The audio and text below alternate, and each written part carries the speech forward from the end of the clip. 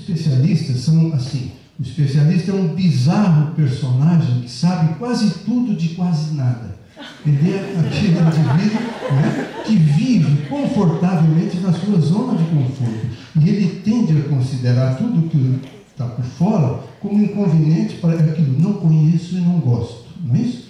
E as zonas de conforto podem ser pequenas, modestas como essa, ou serem luxuosas como esse navio que faz os cruzeiros das ilhas gregas.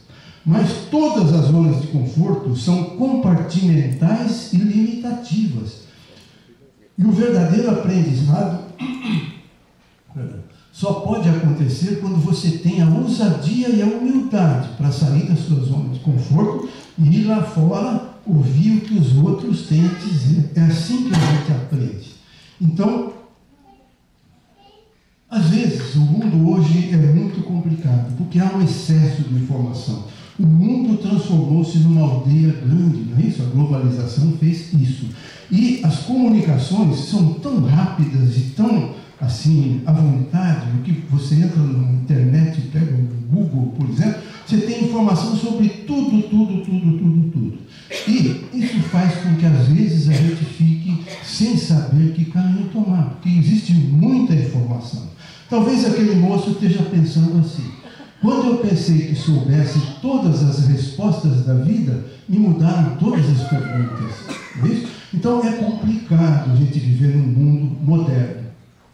E é bom a gente lembrar que existe conhecimento à vontade. Mas conhecimento é saber coisas. Mas sabedoria é saber o que fazer com elas. Isso é muito importante para nós. E, então, nessa minha busca, eu acabei juntando 7 princípios dourados, não é? Da busca do sucesso. Um enfoque muito especial da arte da vida. Então, o que é princípio? Princípio é uma verdade básica sobre a qual uma filosofia ou uma forma de pensamento ou uma estrutura qualquer pode se montar. Você tem que ter uma ideia clara do que eu quero. Você diz assim: eu quero passar no vestibular que eu vou prestar depois da manhã. Então, põe isso na cabeça, porque você deixa claro, identifique o seu desejo. É importante isso. Segundo passo, dê atenção ao seu desejo, acredite. Fala: eu tenho certeza que eu vou passar naquele vestibular. Eu tenho certeza. A gente teve recentemente, né, Beatriz? Ela teve um problema de saúde, não teve uma cirurgia, e nós, nem por um minuto, um segundo, a gente duvidou que ia ser o sucesso que foi. Não é verdade?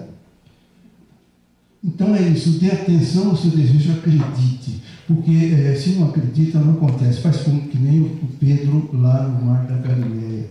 A fé, o medo, e gera dúvida, a dúvida gera medo, e você desarma o poder da fé.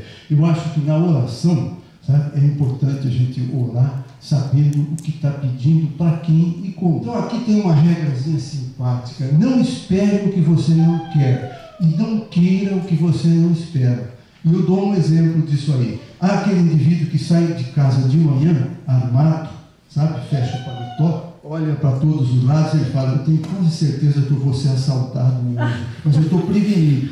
Quer dizer, não espere o que você não quer. Você não quer ser assaltado, mas está esperando ser assaltado. Da mesma forma, não queira o que você não espera. Não se dê o trabalho de querer o que você não espera. Você vai desmontar a fé e não vai conseguir nada.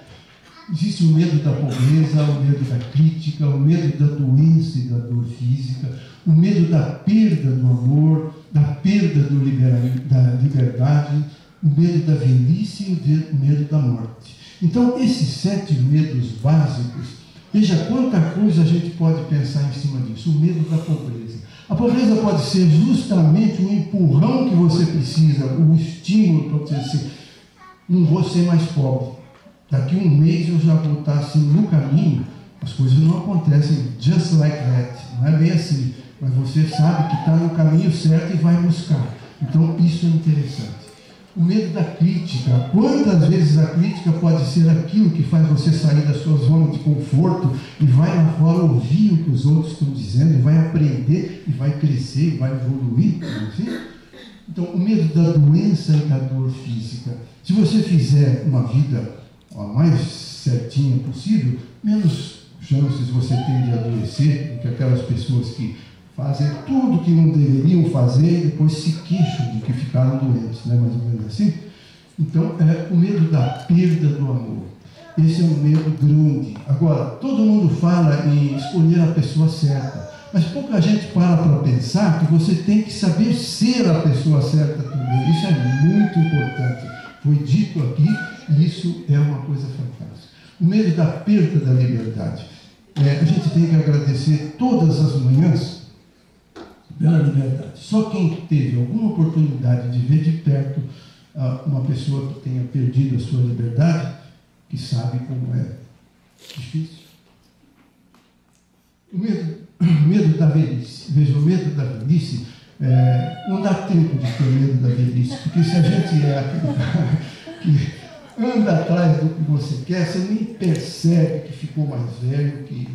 Não. O que é a paz? A paz é a saúde da mente, é a mente liberta, desapegada, desobsessionada, desfanatizada, livre dos pensamentos negativos, das preocupações e dos medos da vida. É a mente sob controle. Você tem que estar controlando a sua mente. Não deixa ela ficar vaga, pensando em tudo quanto é bobagem.